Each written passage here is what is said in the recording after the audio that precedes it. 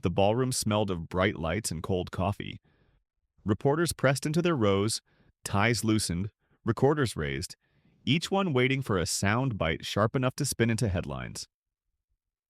The UFC backdrop stretched high across the wall behind the table, its bold letters shimmering beneath the heat of stage lamps. At the center sat Dana White, his grin wide, his suit jacket hanging open like he owned the oxygen in the room. The press conference had rolled through the usual motions. Questions about ticket sales, rankings, who was headlining which card. Dana had fielded them all with his usual rhythm, cracking jokes, shrugging off tension, turning it into theater. But then he leaned forward, elbows planted on the desk, eyes searching the audience. He was looking for something juicier than pay-per-view numbers. "Chuck Norris," he said suddenly, voice carrying over the hum of chatter. "Come on, guys, he wouldn't last a minute in the Octagon." The sentence didn't fall into silence, it detonated. Laughter broke from one corner of the room. A reporter in the front row barked a laugh so hard his pen fell from his hand. A cluster of younger journalists snickered into their phones, already typing, thumbs racing to upload the line before anyone else. Cameras pivoted at once, shutters clicking in rapid fire. Others in the room froze, caught off guard by the bluntness. Dana leaned back in his chair, satisfied with the reaction. "Look," he added, waving a hand. "I respect what he did in his time. But let's be real, he's an actor, not a fighter. That was Hollywood, not combat sports." His smile spread wider, almost rehearsed. "Symbol of the past, that's all." The words tasted like dismissal, and the reporters knew it. That was the point. It wasn't about truth, it was about theater. The kind of line that could fill headlines for days. Across the room, phones lifted higher. The glow of their screens dotted the dim seats like fireflies. Twitter feeds lit up within seconds, hashtags already forming. Norris or UFC, 1 minute. A producer in the back whispered into a headset, "We've got our clip." For a moment, the crowd was two things at once, hysterical and unsettled. The laughter carried, but beneath it, a current of tension twisted. Dana's tone had been too sharp, too direct, as if the jab wasn't just at a legend. It was at something sacred. The cameras cut to wide angles, hunting for reactions. Some reporters smirked, others kept their faces neutral. A woman in the third row typed frantically, her lips moving as she read Dana's words aloud to herself, making sure she got the phrasing exact. A young man near the aisle whispered to his neighbor, "Did he just say that?" Dana saw the ripple he'd created and leaned into it. "What's next?" he teased, tapping the microphone. "Are we supposed to put Bruce Lee in the rankings too?" He laughed, loud and alone, inviting others to follow. A few did. Others just watched, recording, saving their reaction for later. But under the lights, the dismissal rang too loud to ignore. It had gone from a joke to a declaration, the kind of sentence that couldn't be pulled back once it was in the air. And somewhere in the audience, unmoving in his chair, sat the man at the center of it all. The camera didn't catch him immediately. He wasn't in the spotlight. He hadn't come to speak. He was just there, sitting low among the rows, dressed simply, blending into the sea of faces. But word spread fast, quicker than the cameras could react. People began to nudge each other, craning necks, realizing who was in the room. Chuck Norris. Not at the table, not under the UFC banner, not with a microphone in front of him. Just a guest, sitting quietly among the press, arms folded, eyes fixed forward. For now, he said nothing. He didn't have to. The silence stretched toward him, drawn by its own gravity. Reporters angled their cameras in his direction, lenses hunting for his face in the dim. The laughter that Dana had triggered began to falter, one chuckle at a time, until what filled the room wasn't noise but expectation. And still, Chuck didn't move. His expression gave away nothing, no smirk, no scowl. Just the steady weight of a man who had heard worse, who didn't need to fight back with volume. But the calm itself felt dangerous, like a storm cloud that hadn't yet decided where to break. The press conference rolled on, or at least tried to. A few questions were lobbed from the back rows, but they landed flat, unanswered. The energy still locked on the remark and the silence that followed. Dana answered another question about pay-per-view sales, but his earlier laugh had already grown teeth. The moment was bigger than the event. It spread through the room like smoke. This wasn't going to fade by the end of the press conference.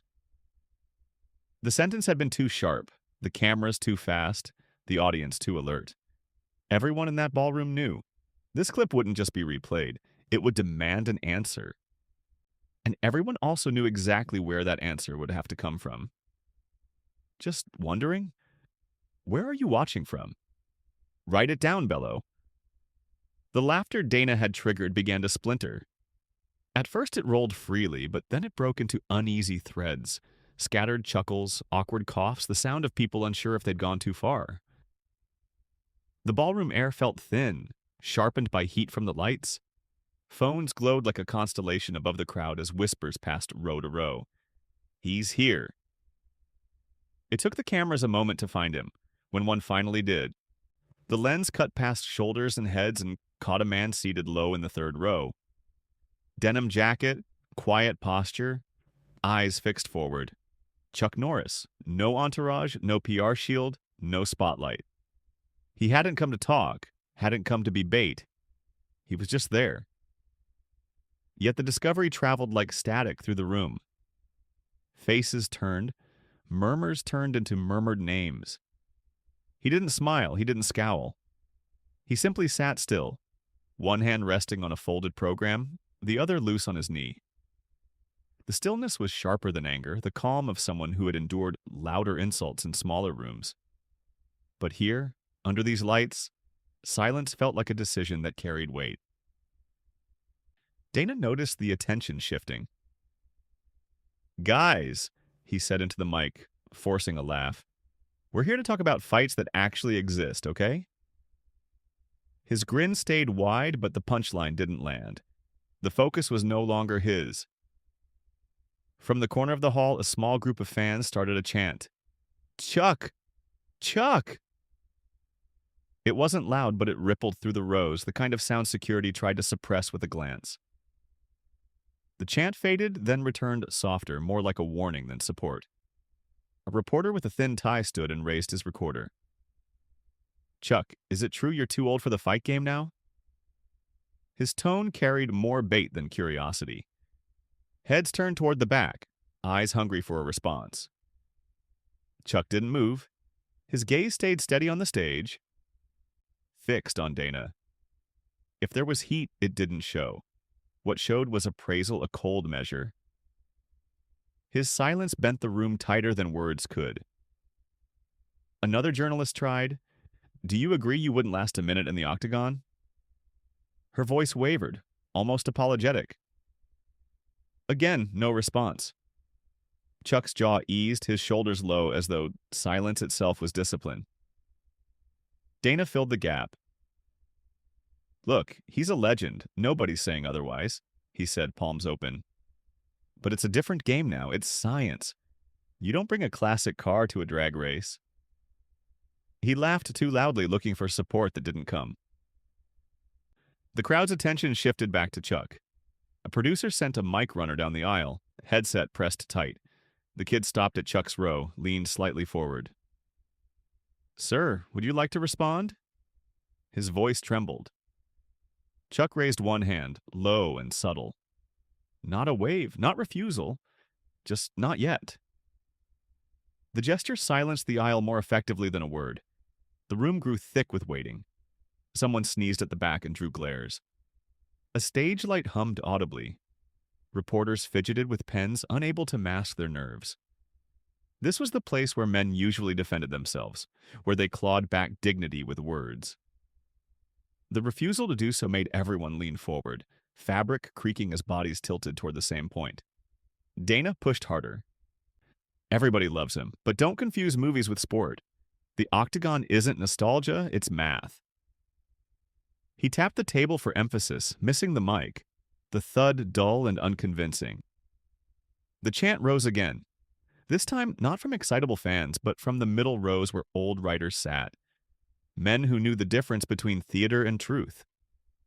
Their low voices carried, "Chuck, Chuck," not loud, but steady, the sound of judgment. Finally, Chuck moved. He set the folded program on the empty chair beside him, pressed his thumb once against the paper, then stood. The shift was minimal, but it changed the air. He didn't loom, didn't puff his chest. He simply stood, inevitable as a tide. The first row straightened without thinking. Dana's grin faltered, then returned. Forced. Across the floor, the promotional cage set up for photo ops glittered under a spare rig of lights. It had been background all evening, but now the audience saw it differently. Cameras swiveled, phones pointed. The thought appeared in everyone's mind at once. What if this became real? The mic runner held out the microphone again, hesitant. Chuck looked at it, then past it, his eyes narrowing slightly. The silence wasn't retreat anymore, it was focus. The air tightened, carrying the edge of something dangerous. Everyone knew, when he finally spoke, the words would not be soft. The cage had been background all night, nothing more than a sponsor prop. Polished chain link, fresh canvas, logos glowing under the secondary lights. People had posed for photos beside it, joked about stepping in, and forgotten it. But now the moment Dana gestured toward it, the cage seemed to harden, its metal edges sharper, its emptiness louder. Dana leaned into his mic, seizing the shift. "You know what?" he said, voice bright, grin wide. "Let's give the people a show. Chuck, why don't you give us 60 seconds in there? 1 minute, just a little demo. No judges, no gloves, nothing crazy. Show us a stance, a kick, a bow, that's all." His hand flicked toward the cage like he was offering a prize. The words struck like a spark. For one heartbeat, the ballroom froze. Then the reaction erupted. Journalists half rose before remembering themselves. Fans who had slipped in cheered like they were ringside. Security stiffened, weighing whether to move. Phones shot up, dozens of little screens framing the cage door. Dana smiled wider, riding the chaos. "Come on, it's harmless. Safer than a movie set. 1 minute." The laughter he forced sounded practiced, but people weren't looking at him anymore. They were looking at Chuck. Standing now, he didn't loom or flex. He was simply upright, steady, jacket falling flat across his shoulders. His face betrayed nothing. No smile, no anger, just stillness. The aisle camera zoomed tight on his eyes, waiting for a blink. It didn't come. A young reporter shouted, "What do you say, sir?" His voice cracked with eagerness. The chant returned stronger this time. "Chuck! Chuck!" It wasn't wild, it was steady, low, like a drum beat. Chuck didn't move. His stillness said more than a speech could. But the longer he stood silent, the more the room leaned toward him, hungry for something. Dana sensed it slipping from his control. "Nobody's asking you to fight the roster," he said, chuckling. "It's just movement. Think of it as nostalgia. The fans want it." He dropped the phrase with practiced rhythm. "What the people want." 2 security guards drifted toward the cage. A stagehand rolled a cart of gloves to the side. The cage door, propped open earlier for photos, looked suddenly like an invitation. The mic runner crept closer, holding out the wireless as if it might burn. Chuck finally reached for it, not quick, not dramatic. Just a clean lift. The room spiked with noise, then hushed when he didn't speak immediately. He scanned the crowd once, the cameras, the faces, the lit doorway of the cage. When he spoke, the words were plain. 1 minute, he said, is all I need. It wasn't a boast, it sounded like a fact. The room needed a heartbeat to process it, then detonated. People stood. Phones shook in raised hands. Reporters froze, realizing they'd just caught a line that would live far beyond the night. Dana clapped his hands once, loud into the mic. "There it is," he said, his grin stretching thin. All right, let's do it. 60 seconds.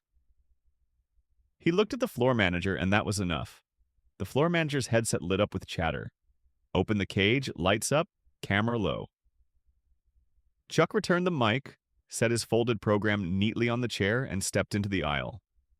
The chant surged again, deeper, slower, more like a verdict than encouragement.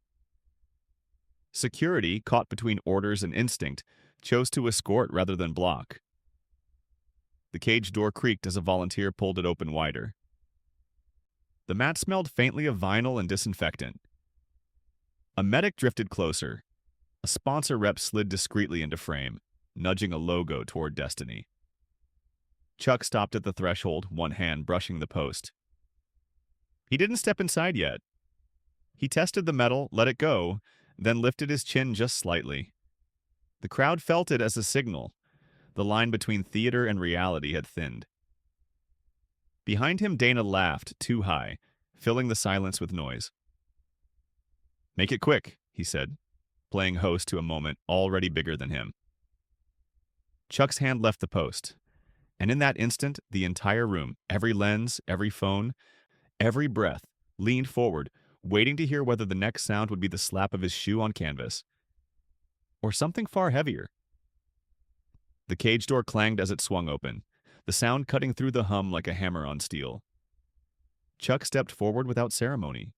No gloves, no trunks, no walkout music. Just jeans, boots, and the kind of plain jacket that didn't belong under the arena lights. The crowd immediately caught the contrast. Everything about him said guest, not fighter. And yet here he was, stepping into the center of a stage built to consume men younger, faster, hungrier. Dana leaned over the mic, his grin sharp as glass. "Let's see if the legend still knows how to move." His tone was playful, but the words were meant to bite. The crowd split down the middle, half roaring approval at the spectacle, half tightening in their seats with unease. Inside the cage, a younger UFC fighter was already waiting. He couldn't have been more than 30, body lean and hard, taped fists twitching with restless energy. The cameras loved him. His skin gleamed under the heat. His eyes glinted with the thrill of being handpicked for this moment. He shadowboxed exaggeratedly, throwing wide, snappy punches at the empty air, each one meant to pump the crowd. He smiled at the audience, then at Dana, then at Chuck, as if to say, "This is mine." The referee, half bewildered at being roped into theater, raised a hand between them, then let it fall. The signal was loose, improvised, but it was enough. The young fighter didn't wait. He lunged fast, leading with a hook designed less for precision than spectacle. The crowd screamed at the suddenness of it. This wasn't pantomime, it was velocity. Phones jittered as hands struggled to keep the shot steady. Chuck didn't counter. He didn't even look like he moved. He leaned back half an inch, the punch slicing the air in front of his face with nothing to land on. His eyes never left the younger man's shoulders. The crowd gasped, not because the dodge was flashy, but because it wasn't. No flourish, no spin, no wasted effort. Just absence where violence was supposed to be. The fighter reset, circling with a grin, raising his hands to taunt. He threw a jab, then a low kick that slapped against the canvas with a hollow sound. Chuck sidestepped it, barely shifting his weight. Again, nothing extravagant, just the smallest decision at the perfect second. Something inside the arena shifted. The laughter, the chants, the easy amusement, they drained away. Silence crept in, quick and heavy. The audience realized at the same time this wasn't play. The tempo of the fight had changed, and Chuck wasn't dancing to anyone's rhythm but his own. The younger man tried again, pushing harder this time. He darted forward with another combination, hands snapping out in quick bursts, footwork sharp, loud breaths punctuating each strike. Chuck's feet whispered against the mat as he slid just outside range, every attack cutting air, every miss louder than the strike itself. The cage, which had moments ago seemed like a backdrop for a stunt, now felt like a trap closing. The crowd leaned forward in their seats, necks craning, voices caught in their throats. A woman near the front row grabbed her friend's arm. A man behind her muttered, "Oh my God!" into his phone without realizing it was still recording. At the table, Dana kept smiling, but his laugh faltered. He glanced at the monitors, then back at the cage, his fingers drumming an uneven rhythm against the wood. His joke was becoming something else, and he could feel it. The fighter, flushed now, bounced on his toes, trying to push energy back into the room.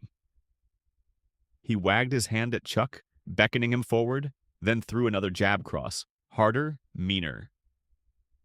Chuck ducked under the cross and pivoted an inch to the left, his eyes never leaving the younger man's chest. The crowd's silence deepened. Every missed punch made the cage echo louder. Every small movement from Chuck tightened the grip of anticipation. The arena felt like it was holding its breath. By the time the first minute ticked past, the spectacle Dana had wanted no longer belonged to him.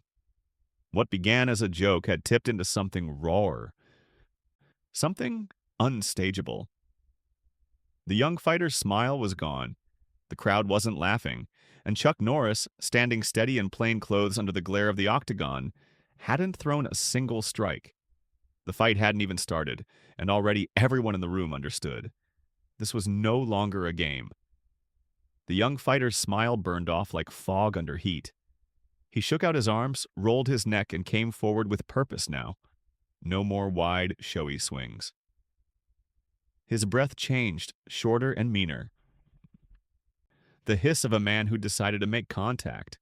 The crowd felt the switch and tensed as one body, their voices thinning into a jagged hum that made the cage sound bigger, the chain link louder. Chuck didn't advance. He didn't retreat. He settled into a posture that hardly read as a stance at all. Weight light, shoulders down, eyes fixed not on the kid's face, but on the space where intention becomes movement. He looked like a man waiting for a bus, not an impact. That calm hurt more than taunts. The kid probed with a level change feint. Pawing jab, then a calf kick that thudded against canvas air as Chuck withdrew by inches. The whiff got a few nervous laughs from the cheap seats and a hiss from the writer's row. Cameras tightened. Mics hovered like dragonflies, trying to catch breath. Dana's smile stayed on, but it had lost its anchor. He leaned toward the monitor, then away, then back, fingers tapping out a restless tempo the house system picked up as a low, sympathetic thump. He wanted this to be a bit. The room wanted proof.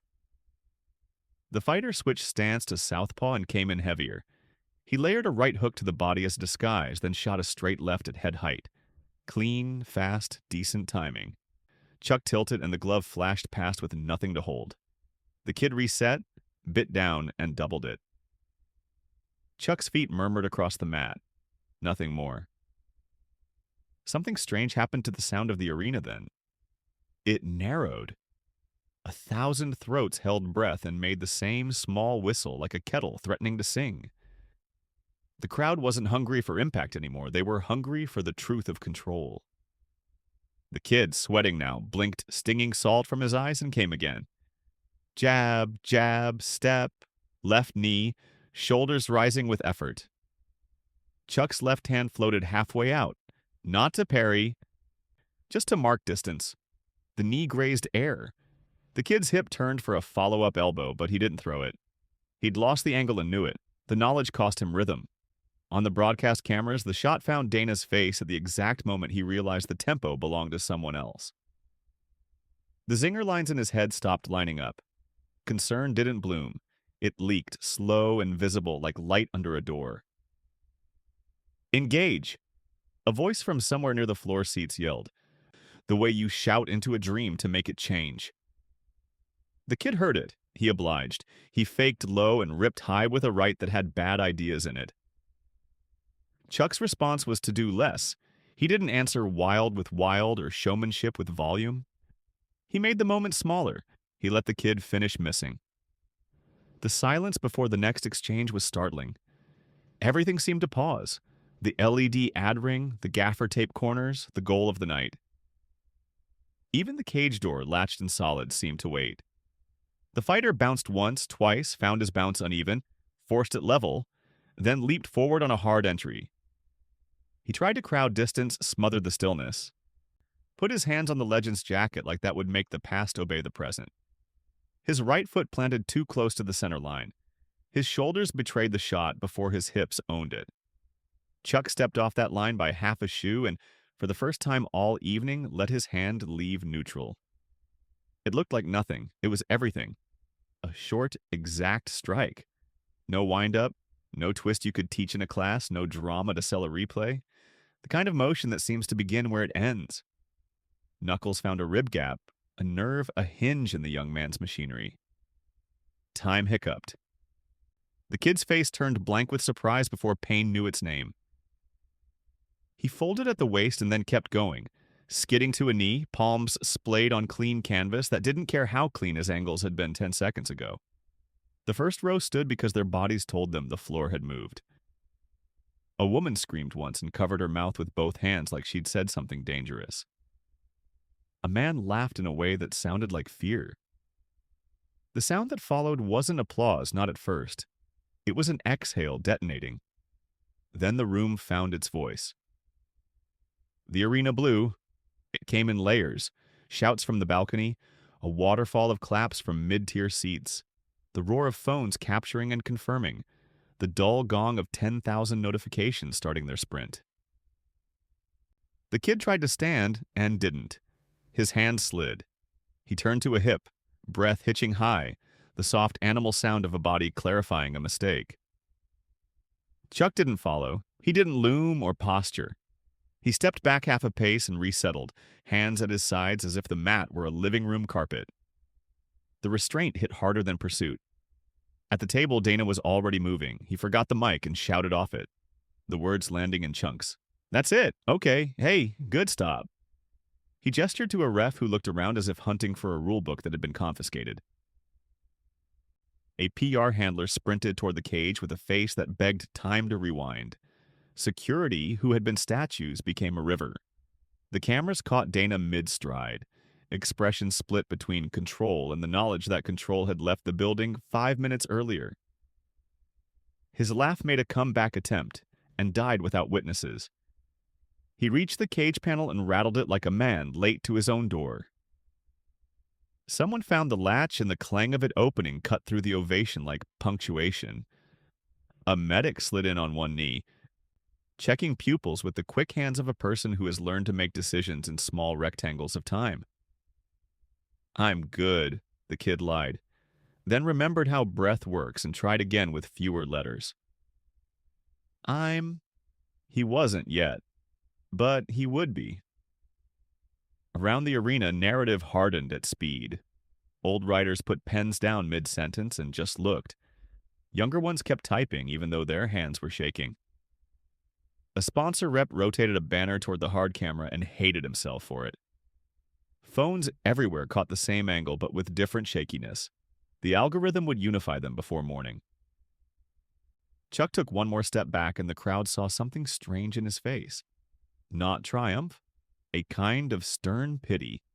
The look of a man who has been on both sides of a lesson and knows which side leaves a mark that matters. Dana pushed in between the lines that hadn't formed, palms out, mouth moving, tone stuffed with levity as if he could turn the scene back into bit-part comedy. He pointed at his own smile like it was a prop. The prop didn't work. The cage had a new temperature now. People felt it in their throats. The Octagon wasn't a stage anymore. It was a room that remembers. The kid rolled to his knees.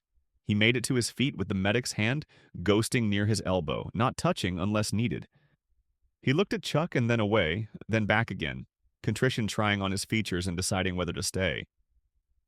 The crowd's roar modulated, less feral, more astonished, 1,000 brains recalibrating at once. 2 teenagers held their phones high and didn't speak. A man with a press badge he'd worn for 20 years blinked slow and nodded, once as if filing the moment where memories keep their sharp edges. Dana had the mic again, and the room could see him reaching for an exit line that might spare ego and lawsuit in equal measure. "All right. Okay, fun little demonstration, folks," he said, too bright. "Let's keep it friendly, yeah? Legend still moves, huh?"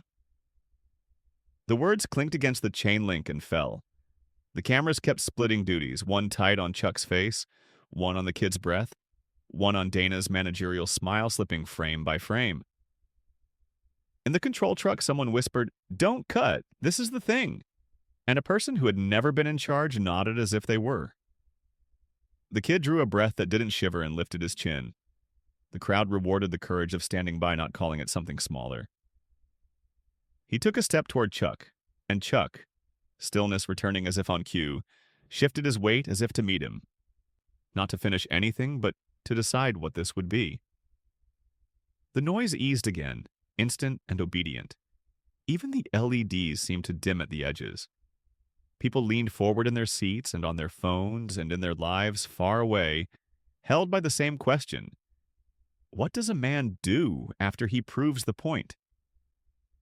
The young fighter steadied himself, swaying on his feet, breath thin but holding. His eyes flicked toward the medic, then toward Dana, then back to Chuck. The choice was simple but heavy. Fold the moment or meet it. He stepped forward. Chuck didn't posture. He didn't prepare another strike. He moved aside, creating space, and extended a hand. The gesture was quiet but absolute. It carried more force than the punch had.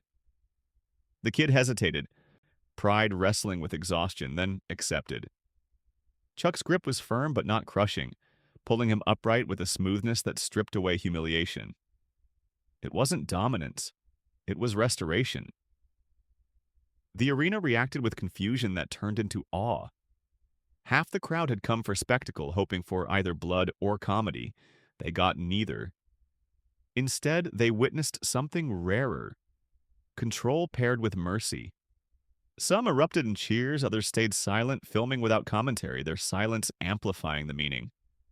Dana climbed through the cage door, scrambling to recover his footing. He wore the grin of a man trying to reframe chaos as comedy. "Well," he said, voice booming, "guess the legends still got a little gas in the tank." He slapped the fighter's shoulder, clapped once, turned to the audience with palms wide. All in good fun, right? But nobody was laughing. Phones didn't follow his gestures. All eyes were locked on Chuck, standing in plain clothes, calm as stone. Chuck asked for a microphone with nothing more than a glance. A stagehand, as if compelled, placed one in his hand. He lifted it only halfway, not rushing, letting the room quiet itself. When he spoke, it wasn't loud. "Respect," he said, voice steady, eyes sweeping the arena, "is earned, not demanded." The words landed without theatrics. No speech, no gloating. Just truth, dropped into silence like a pebble in water. Ripples spread instantly. The crowd erupted, not in chaos, but in something deeper. Applause rolled like thunder. Whistles tangled with claps until the arena became one voice. The young fighter bowed slightly, ashamed but relieved. He mouthed, "Thank you." Chuck answered with the smallest nod, enough to acknowledge the courage it took to stand. Dana tried again. He raised the mic, forcing laughter. "Folks, that's what happens when you bring Hollywood into the Octagon."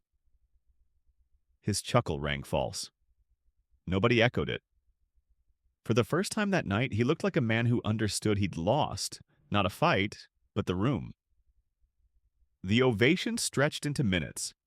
People stood, strangers clasped each other's shoulders, phones shook as hands filmed history. Old journalists didn't lift pens. They knew words would fail. The cameras caught everything. The fighter steadying himself, the promoter shrinking in his own spotlight, and Chuck, motionless, unadorned, radiating the kind of authority that can't be staged. The roar refused to fade. Each time it dipped, another wave began, until even the rafters pulsed with it. The crowd wasn't celebrating a knockout. They were saluting something heavier. The reminder that skill without respect is nothing, and respect without proof is hollow. As the sound rolled on, the final image formed. Dana, grin slipping, the young fighter humbled but intact, and Chuck Norris standing calm, his words already carved into memory. This was no exhibition. It was a lesson.